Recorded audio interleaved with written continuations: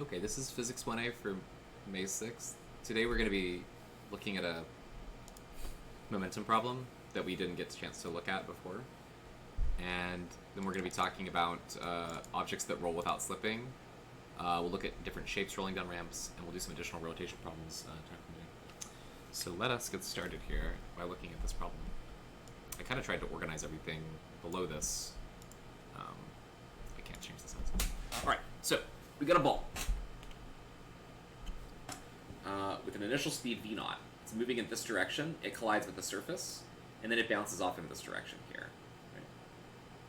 It says that it's a smooth surface. This is similar to a problem that you guys have that's called 973. Let me get to where I can actually see this. There we go. Smooth surface, so we're going to assume there's no friction, at an angle theta with the surface, as shown. If the coefficient of restitution between the ball and the surface is e, find the velocity of the ball after striking the surface.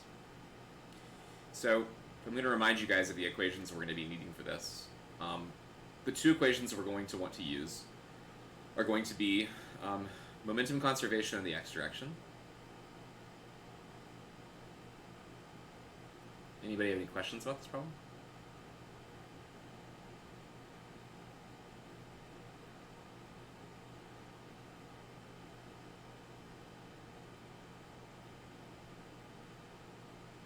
That would say that the initial momentum of our ball in the x direction should be equal to the final momentum of our ball in the x direction. And the other equation we need... Yeah, I can say something at the end slate about how this works with friction, but it's one of those things where it's like, there's two problems you guys have to solve. One of them is basically this problem, right? With slight differences in terms of how the angles are defined. And if you don't know how to do this one, then jumping to the next level where you have the friction is like, it's too much, right? It's like if you can't figure out the more basic stuff, then understanding the more complicated stuff, it's hard. I will comment on what you need to do in the problem with friction once we're done though,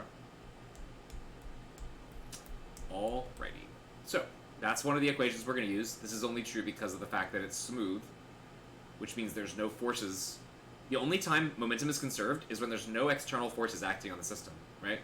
If there's friction, that would be an external force acting between these two objects, the earth and the ball.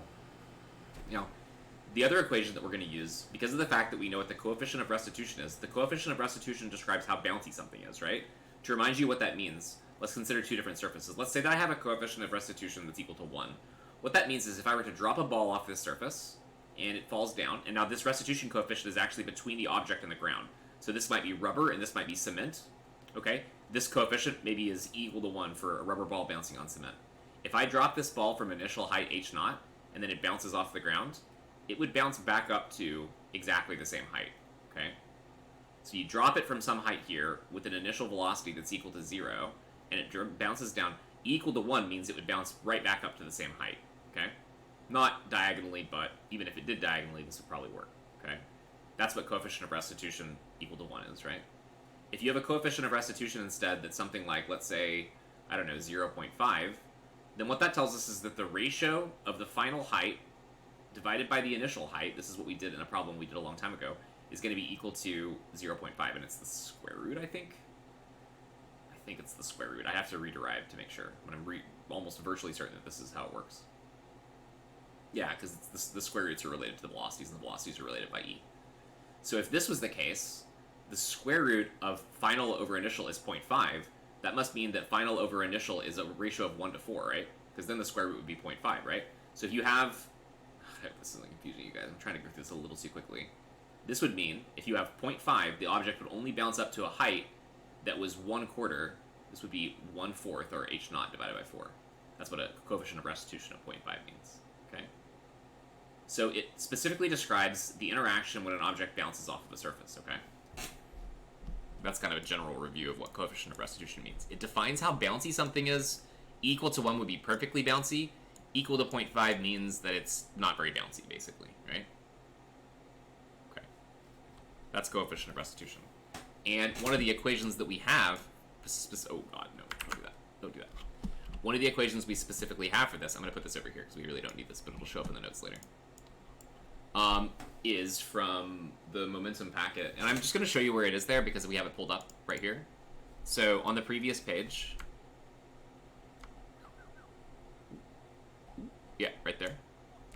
we have this equation here. And I think I can just copy paste that in there as long as I use paint. That's the other equation we have, okay? And I'll write that down and explain just in detail what each of those things mean. So this equation tells us what happens when you have what's called a partially elastic collision. That's a collision where the object rebounds, but there is some diminishment of the total kind of energy in the system. An object that bounces off of a surface like this is going to lose some of its kinetic energy in the process. And the way that it's related would be to say that, okay, I've got two objects, right? Oh, there we go. Oops. We have two objects.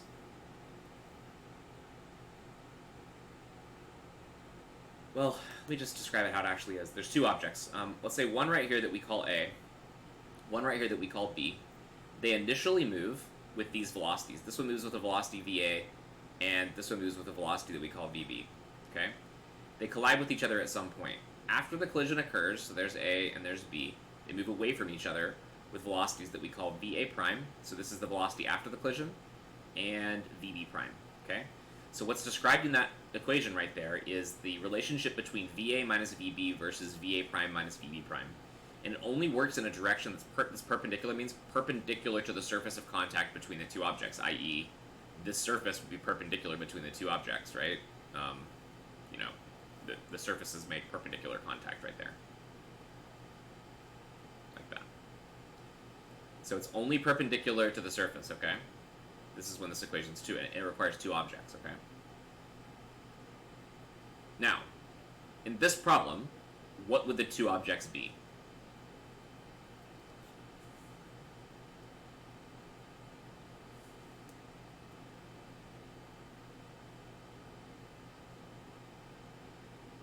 Ball and ground, right? Okay. So what we're going to do now is we're going to say that for our equation here, that A is going to represent our ball, and B is going to represent the ground. What that means is that since the ground is the Earth, and the Earth is huge, VB is basically going to be 0, and VB prime is going to be 0. And for the velocity of the ball here, well, VA, here, we know that information now. Let's do some stuff on the picture. So in our picture, we have an initial velocity in this direction and a final velocity off in that direction there. And we have this angle theta that's made right here. So we can really construct our own little picture down here where we can draw things on. So we have a surface, and we've got a ball that comes in at an angle like this, and then it bounces off at another angle like that. So it comes in this way, and it goes out that way. This one we're calling V naught, and this one we're calling V prime. And I think that this is what we're looking for in the problem. Find the velocity of the ball after striking the surface. Okay. This angle is defined as phi, and this angle is defined as theta. Because we know part of what we need to do involves finding the x momentum conservation here, that requires that we break up our velocities, right? And so we can break up the velocity here into components, one that points this way, and one that points this way, where that's supposed to be a right angle, where this side is going to be V naught times the cosine of theta, and this side is going to be V naught sine of the sine of theta. And then we break up the other one similarly. This is going to be V prime cos theta. These should really be equal to each other, but... And this is going to be V prime times the sine of theta. Oh, this is not theta, it's phi now, my bad. Okay, that one should be phi. And then we've talked about x momentum conservation. In the x direction, the Earth's not going to move, so the only thing we have to worry about is the ball. We say that we have the mass of the ball times its velocity, which is V naught initially, and then times cosine theta to get the x component. And that should basically be equal to the mass of the ball times V prime times the cosine of phi. So there's one equation that we can derive out of this. And the masses cancel, and we get that V naught cos theta ends up being equal to V prime cos phi. Now, what about this equation here? The fact that it's perpendicular to the surface means that we need to define a direction. I'm going to call this the positive y direction, And we already basically defined this to be the positive x direction. And I'm going to leave this equation kind of boxed in so we don't like lose where it came from. So that whole thing was one little derivation right there. That's exponential conservation. Now we want to do this. So, what is the velocity of the ball before the collision in the perpendicular direction? What is, let's say, v sub a going to be? Remember, that's the velocity the ball had before they collide.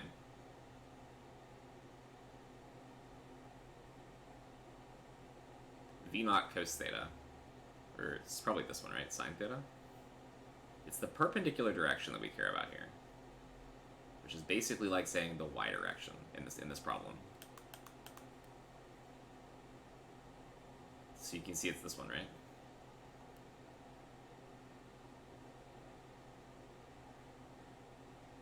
In addition, I would argue that because if we want to pick up to be positive, then we need to make this negative here.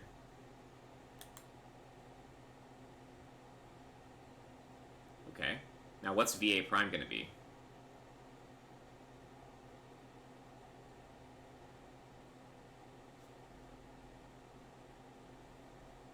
It's this one, right?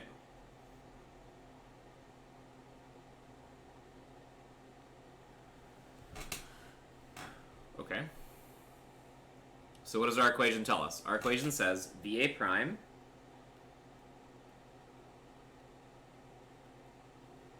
so that's VA prime minus VB prime, which is 0, should be equal to negative E, the coefficient of restitution, multiplied by VA, which is this one. It's VA. So that's the negative V naught sine of theta. Theta on this side. We'll mix them up. Oh, and there's one more term, minus VB, but VB we said was 0. So both this and this are 0. So we do like that. These two negative signs cancel each other, and we end up getting V prime times the sine of phi is equal to E times V naught sine of theta.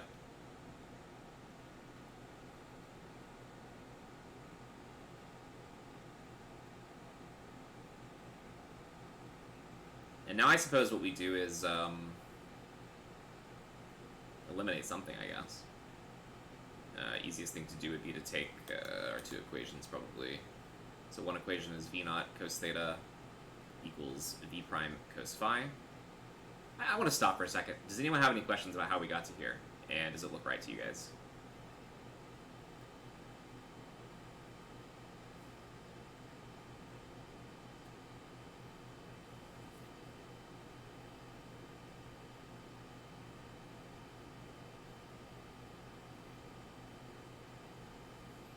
Okay, I think what we want to do here is to eliminate cosine phi, because just the way the problem's worded, it gives you V naught, theta, and then E.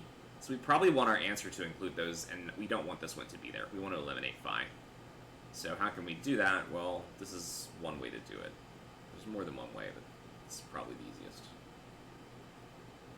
This is E, V naught, sine of theta.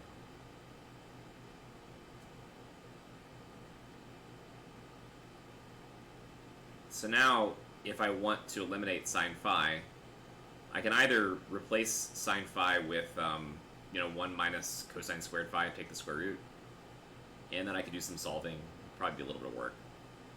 The other option would just be to square both the equations,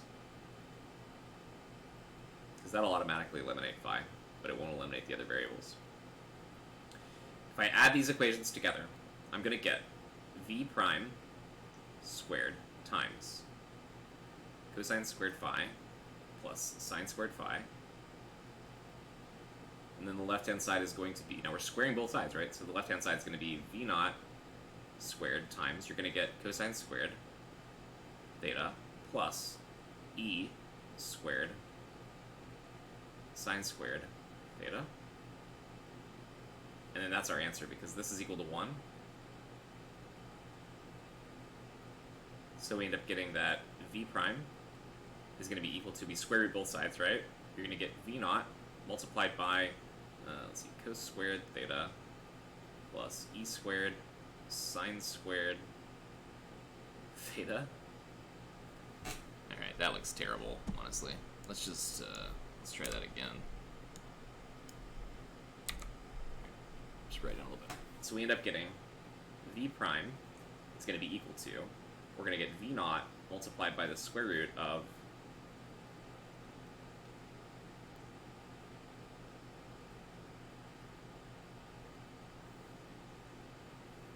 That's our answer. oh, but we square rooted both sides, so that is not there anymore, I believe. Zoom out a little bit so we can see the whole problem. I don't want to go that much. I want to go up a little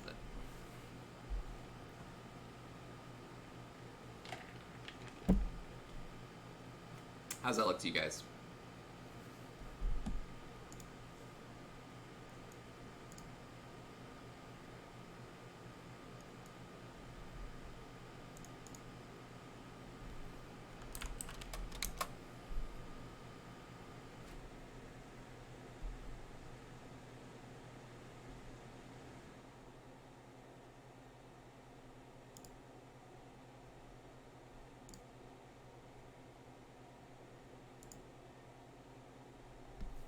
Now, we can talk about what happens when we add in friction, but before I do that,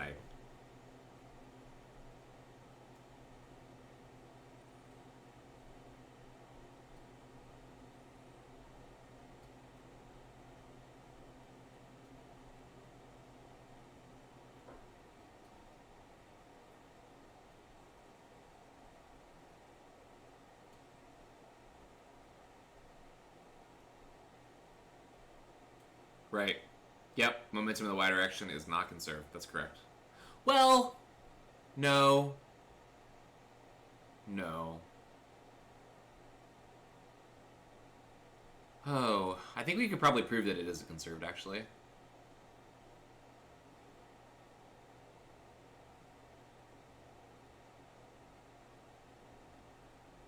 In order for momentum in the y direction to be conserved, it would have to be the case that if momentum in the y direction was conserved, that would mean that mv naught sine theta, yeah, it almost certainly is not conserved, then, is it? Would be equal to v prime sine phi with an m here. Yeah, it doesn't look like it's conserved. Right? These two equations can't simultaneously be true unless e is 1. So yeah.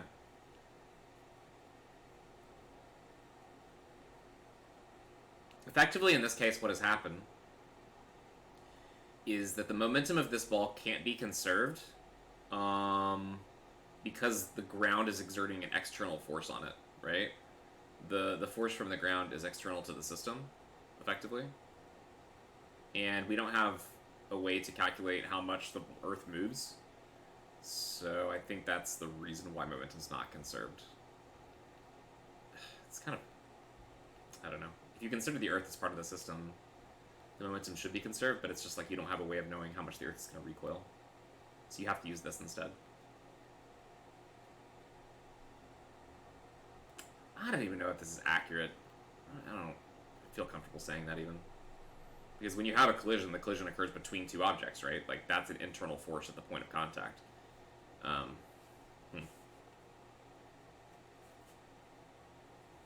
But if you treat it as a rigid object, then it effectively does exert its external force. I'm not sure. Do you guys have any other questions?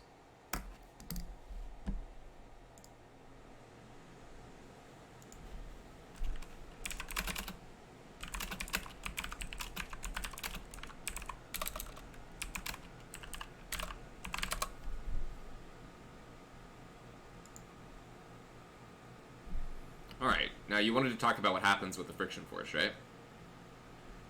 If we add in the friction force, then this is no longer true. And this is no longer true. Oh, why didn't I square what part?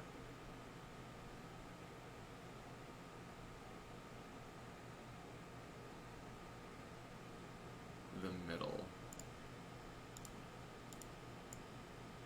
Here? Over here?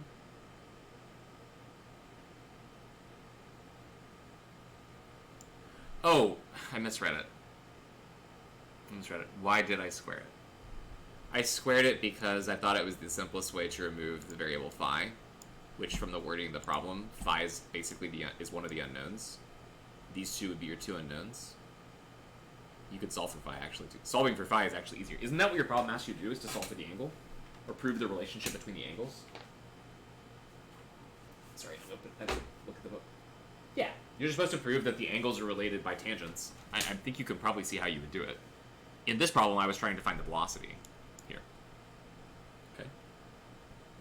Great question. We've used this tactic before with momentum problems that we've done in the past, like elastic. It's just a common tactic to get rid of angles. Something that I remember doing a lot when I was taking physics classes. Now, if you want to include what happens if you put friction into this system... Oh, I hate when I lose this thing. Where did it go? Did I?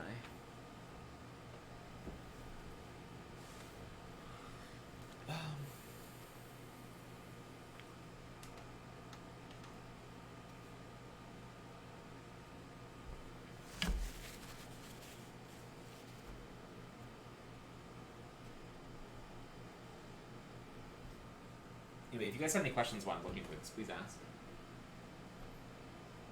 How could I do this?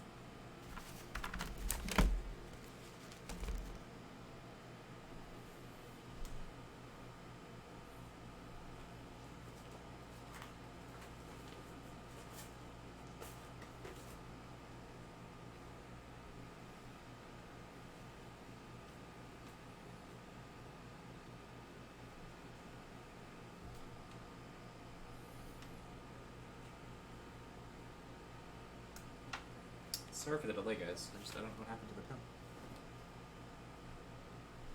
It's gotta be here somewhere.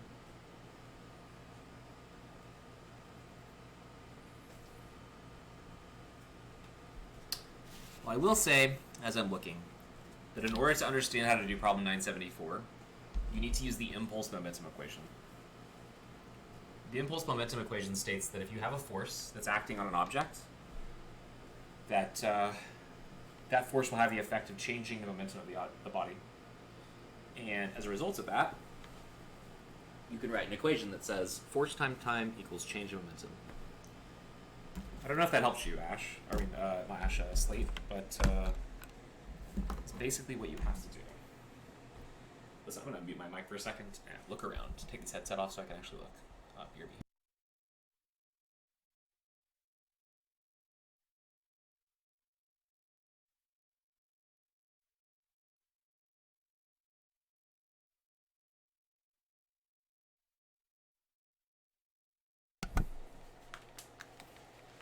Okay, I found it. Sorry, my desk is black, my chair is black, my computer's black, the notepad's black, everything's black, and so is the pen. Let me put some, highlighter on this thing. Okay, so, when you add in friction, so now if I have a surface like this, and I have a ball that kind of comes and bounces in this direction like this, right? What happens is at the surface right here, there's going to be a force of friction that acts this way on the object, and there's going to be a normal force that acts this way on the object. Yep. Now these are the forces of the ground on the object. And technically there's a weight as well.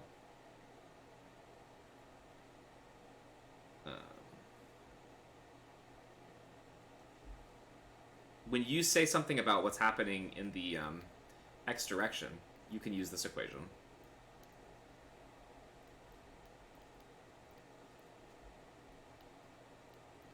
I don't know if it's impulse momentum theorem. I don't know what the name of this thing is. It just says that if I have an impulse of a force, J, that impulse is equal to, let's say, the average force that's exerted on the ball. If it's a constant force, it's just the force, times the time interval over which it acts. The force times the time is equal to the impulse. This symbol that's impulse right there. And it's related to momentum as the change in momentum of the object. I don't know how well you guys remember that equation. We maybe did 2 or 3 example problems. Maybe you had some homework problems too. This is a vector equation though, so really what it says is that if you can find the impulse in the x direction, that should be equal to the x component of the force multiplied by the time interval. and that's equal to the change of momentum in the x direction. Or just, if the mass of the object doesn't change, that might be something like mass times Vx final minus Vx initial. And this is what you need to do. You need to call this the friction force. You don't know the time, and that should be equal to mass times Vx final minus Vx the initial. Does that help you to get started, Slate? That's a V right there. Okay, give it a shot. You might want to think about the fact that there's going to be another equation like this in the y direction. I can't remember if the weight plays into it or not. I don't think it does. Maybe it does.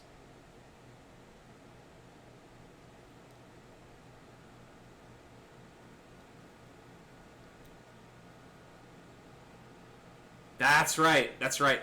Thank you. Right. So it's actually rotated, right? Wait, what does it say? Yeah, wall is perpendicular to the paper. That is so confusing. I think it means the wall is like this, actually, right? Oops. Wait, that's not going to clarify at all. I know for a fact you're not supposed to include weight. That's my memory of this, is you don't include weight. So, I guess don't worry about this force here.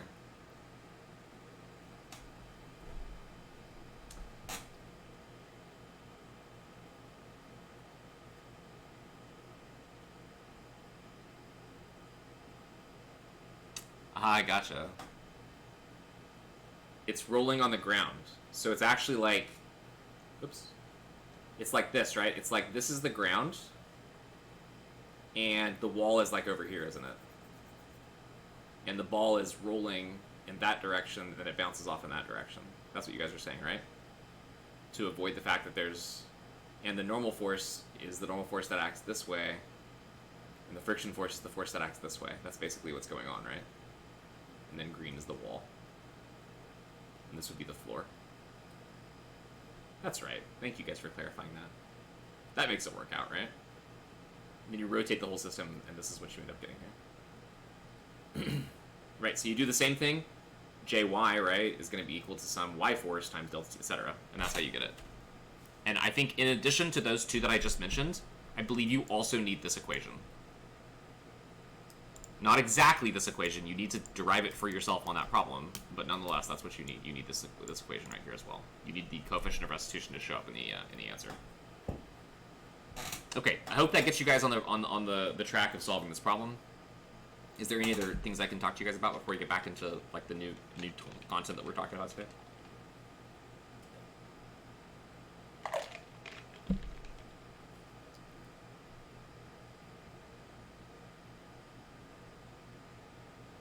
Take that as a no. All right. Well, let's move these two guys down just a little bit. I'm just gonna inevitably move the ones that are below them down too. That's fine. Just a little bit more room.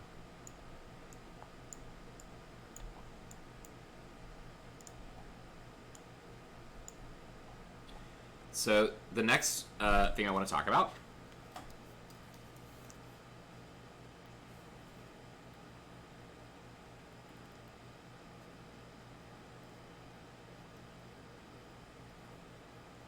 we want to talk about objects that roll without slipping. And I'm going to give you a brief description of how this works. I've got a floor right here. I've got an object that's rolling on that floor. In fact, in order to make this really clear, we're going to actually put little circles in here. So I'm going to draw a circle. Yeah, that's fine. Okay, why didn't it get just a little bit bigger? It's fine. And then I'm also going to, in addition to that, I'm also going to draw a line on this to identify something. So if this is... Nope. If this is the center of the object, we're going to draw a line down like, no, not like that. Whatever, we'll just do something like that, and we'll just move it. I love that it doesn't look... Okay, so... Never mind all that noise. We'll just go dot, and then we're going to draw a line like that. It's remarkably straight. And then we're going to copy it. Copying's not going to work here, is it? For what I want to do. Come here. Never mind. We're just going to draw 4 or we can copy this one. That'll work. So we're going to take copy, paste, paste, paste.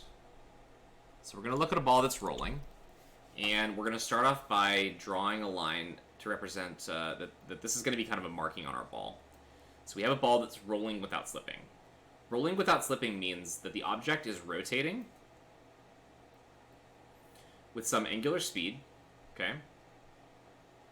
And I think what we're going to do here is probably make it initially 0. But at the same time that it's rotating with some angular speed, it's also translating in this direction with some velocity of its center of mass. Its center of mass is the center.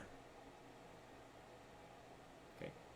And what we want to figure out here is some relationships between these two quantities, basically. So let's say that each one of these points represents a quarter turn as the object rotates, okay? So the object rotates through a quarter turn, and since it's rotating to the right, that yellow or orange line, I should say, is now going to be at this position here. So that's like 1/4 of a turn between these 2 points.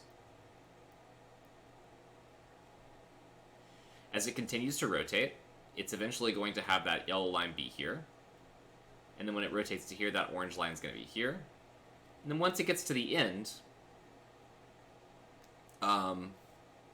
we need one more of these, right?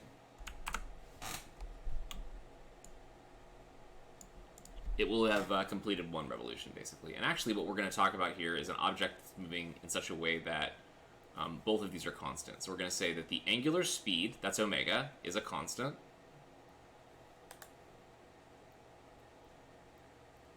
And we're going to say that the velocity of the center of mass is also a constant. So this object is rolling without slipping. It's not really losing any energy.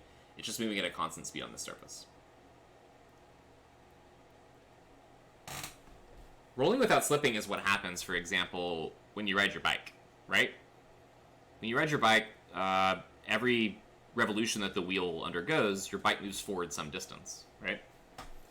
Now, if this object is rolling without slipping, there's some things we can say about the distance that it travels. If we call this, let's say, delta x, and we say the time interval that it requires to get over there is delta t, then we can pretty reasonably say that the velocity of the center of mass should be equal to delta x divided by delta t. The linear displacement, right? But if it rolls without slipping, it undergoes a quarter turn between here and here, another quarter turn, another quarter turn, another quarter turn. Effectively, what's happening is the object is rolling through one full revolution, okay? This is one revolution between here and here.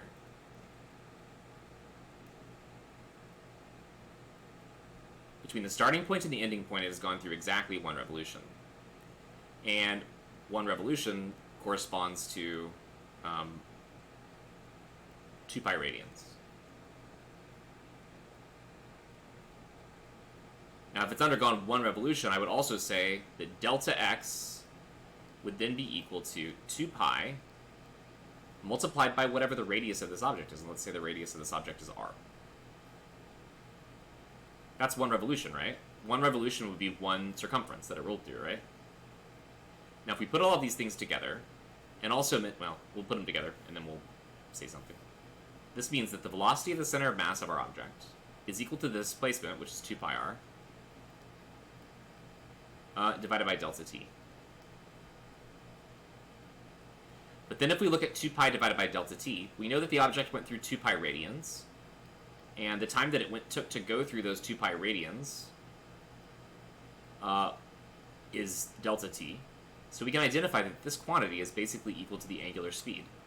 It's 2 pi radians divided by however long it took. If it took a second, it was 2 pi radians per second. If it took 2 seconds, it was pi radians per second. But nonetheless, that's the angular speed. That allows us to put these two things together and say that the velocity of the center of mass of our object has to be equal to the radius of the object multiplied by the angular speed. That's a pretty powerful idea right there.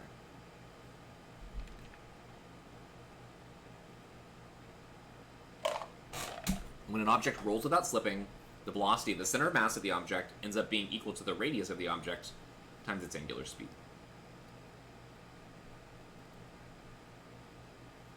Okay?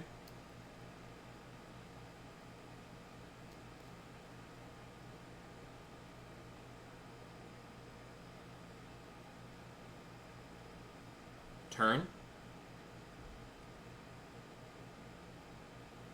Slipping does refer to friction. So here's the thing.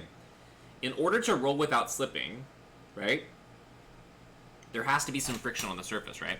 So think of this. If your wheels in your car have ever got caught in mud and you try to spin the wheels, they kind of just spin in place, right? If you've ever been in an icy area like a ski resort, or if you've been to a state where you get a lot of icy weather in the winter, if you have really icy streets and you try to like accelerate with your tires, they tend to spin in place, right? And you don't really get any friction. In order to roll without slipping, there's actually a condition. You need enough friction for this to occur.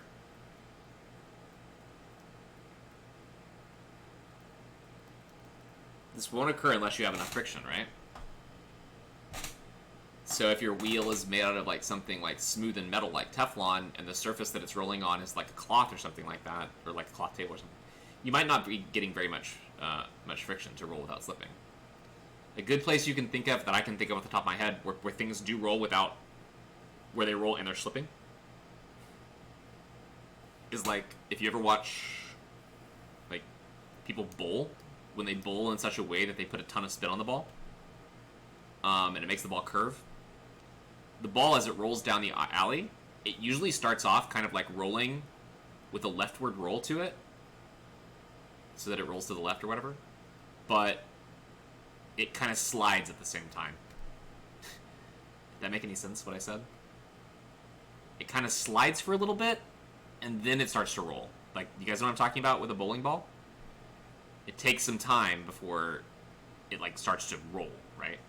And in order for that to happen, you really have to have enough, like drifting of a car. It's kind of like drifting for a car. Yes, drifting for a car would be sliding, right? And then when you get that traction, you can start moving. Yes, that would be like sliding without slipping, but that's the right idea, exactly. Same thing occurs if you ever play billiards. Like, if you hit what's called a draw shot, or like low English, which is where you have like a there's Lavi, no problem about this. I didn't assign it, but it's pretty cool. If you have a pool cue and you hit a ball like at the bottom of the ball will basically start rolling backwards, right? It'll start rolling backwards as it spins. It'll kind of like spin around like this as it moves forwards. So that's another example of, that would be like rolling and sliding. So rolling without slipping is just, I would call this normal rolling. Like the wheels of your tires on the road, they roll without slipping, right? The tires on your bicycle would roll without slipping on really anything, like anything that rolls in a ramp, etc. Okay, so I think I've said enough, I hope. But it turns out that when something rolls without slipping, this is true. This is kind of, we call this is the condition for rolling without slipping. And it's often called pure rolling. Pure rolling because it's not translating, it's only rolling.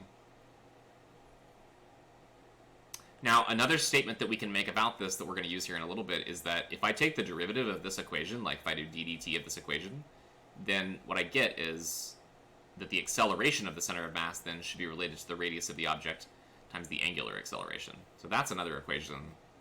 Both of these are conditions for rolling without slip, for pure rolling, which is the same thing as rolling without slipping.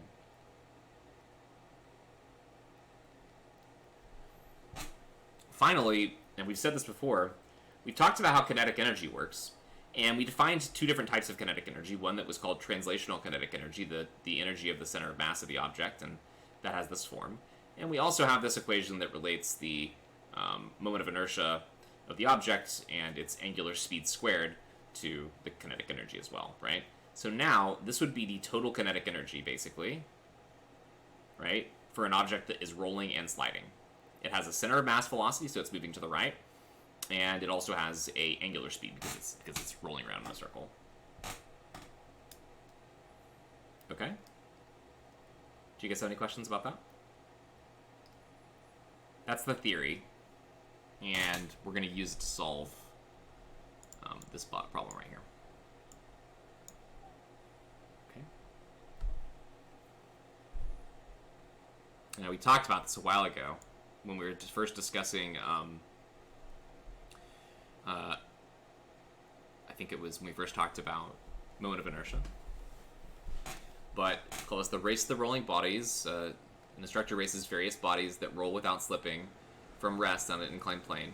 what shape should a body have to reach the bottom of the incline first? The shapes that we're going to discuss here are going to be, and for these I'm going to write down, I'm going to remind you of what the moment of inertia that we need for this problem is. So it's objects rolling down the plane. Which one reaches the bottom first? You've got like a sphere, a hoop, a disc, a smaller disc, what looks to be maybe a solid ball versus a hollow ball. So let's just revisit the moment of inertia for each of these objects. So there's the ball. How to put this? This would be a solid ball. That one has a moment of inertia of, I think it's 2/5. The mass of the object times its radius squared. You've got the moment of inertia for a hollow ball. And this one is 2/3 mr squared. You've got moment of inertia for a disk. This is 1/2 mr squared. And then you've got the moment of inertia for a hoop. Sorry. Hoop. And that's big mr squared. They all have mr squared in them. They have different fractions in front. We're going to use all this stuff plus the above to figure out the velocity of these objects when they get to the bottom. I'm going to draw a little picture here too.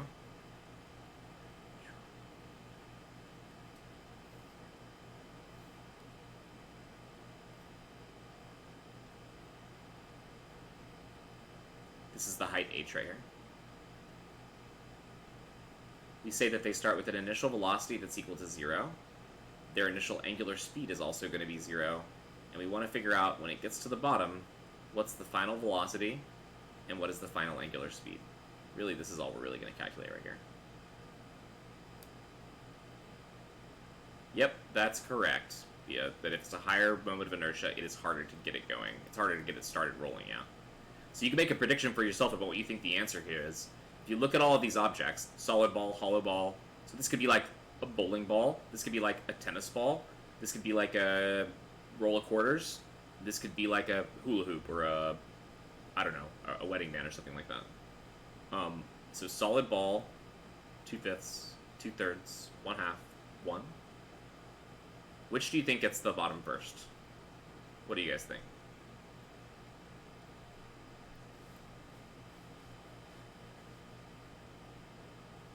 Solid ball. You say that because it's the lowest moment of inertia? Someone else says solid. You all say solid ball. Okay. All right, let's see. This is an energy problem. We're going to use conservation of energy. We're going to say work done by non-conservative forces equal to change in kinetic plus change in potential. Energy due to gravity. We're going to say there's 0 work done by friction. Even though there is friction, there's no work done by friction, and I'll talk about why in a second. It's because the type of friction that you get here is what's called static friction. The point on the bottom is momentarily at rest as the object rolls, and as a result, the friction coefficient, this type of friction is static friction. Okay, delta K. Delta K is 1/2 the mass of our object multiplied by the velocity of its center of mass whole squared. Now it's starting from 0, so the initial is 0, so this is like -0, plus the mass of our object times g times the y final minus y initial, and I'm going to say y initial we're just going to call h, and we're going to call y final 0. We're basically defining this point to be y equal to 0, and we're defining that point to be y equal to h. So y final is the bottom, 0 minus h. Oh, but I left something out, because now, in addition to the fact that it's translating, it also has this term here for the kinetic energy. So we also have to add into this the other kinetic energy term, which is 1/2 I multiplied by omega final squared minus omega initial squared. You know, I could really do this more properly. I kind of messed this up. I don't really want to write it again, but really this should just be V final. This right here. It is the velocity of the center of mass, but it's kind of what I'm calling V final. This is the VCM comma final, if you wish. I get so many subscripts, I know that gets confusing. That's the equation we want to solve. and we're going to say initial angular speed is 0. Let's use a little more space here to write this more clearly. So we end up getting the following. We end up getting mgh is equal to 1/2 mass times v final squared plus 1/2 I times omega final squared. And now we're going to employ the condition that the velocity final has to be equal to the radius of the object r multiplied by omega. So r is basically the radius of the object here. And that's going to be omega final.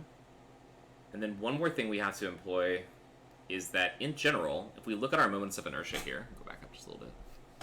Every single one of our moments of inertia has this form. It's basically I is equal to some constant, let's just call it k, times the mass of the objects times the radius squared. They all have that general form, right? Where in this one k is at 2/5. In this one k is 2/3, 1/2, and then here k is 1, right? They all have that general form, okay? So let's put those into this right here. So we get that this is going to be 1/2 mass, and then v final squared. I probably should just call this v, but that's fine. Plus 1/2, and then I. Moments of inertia in general we're going to write as some constant k times mr squared. And then omega final we're going to replace with v final squared divided by r squared.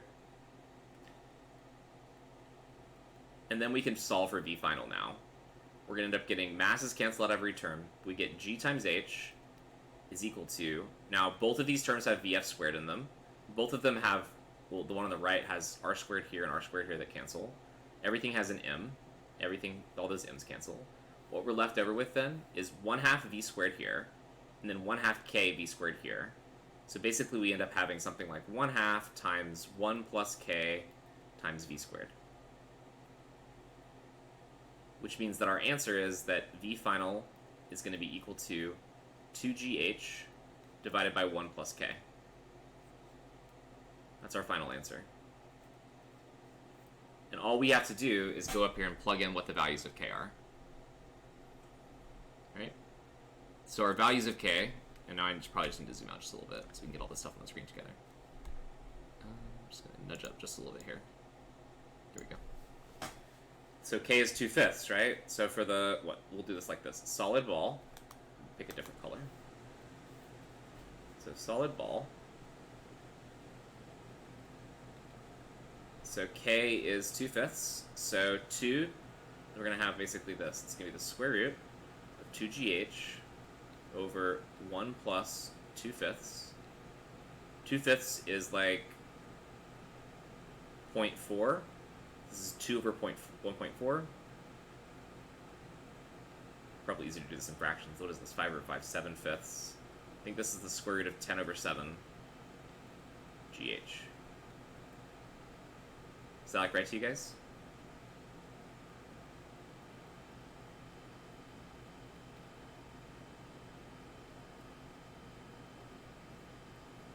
The hollow ball is 2/3. Let's see, 1 plus 2/3 would be 5 over 3. You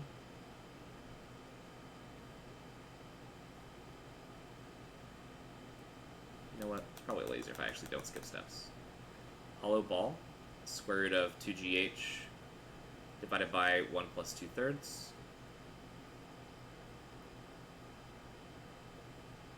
It's the 6 over 5. And you can go through and do all of them, but you guys are absolutely right that this is going to be the smallest one. And you can see it just from the general equation. The smaller the value of k, the bigger the value of vf, because it's in the denominator. So you can go through and calculate what it would be for the disk and for the hoop. The disk, I think, is 4/3. And the hoop is like 1 plus 1, so it's just 1. So this would be 4 over 3. GH would be for the disk. And then, like, the hoop, this one's going to have the velocity equal to the square root of just gh. That's what you're going to get for the hoop.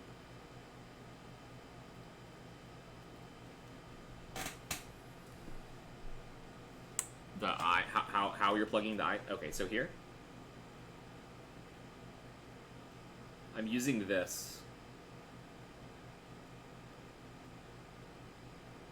It's 1 plus k. Oh, this is not an I. This is a 1. That right there is a 1. So then k just ends up being the coefficient. So like, it's 1 plus k. I plugged the I in right here. Yeah, I think you can see it now. Okay, that's an hour into class. We definitely need to take a break now. Do you guys have any questions? No problem.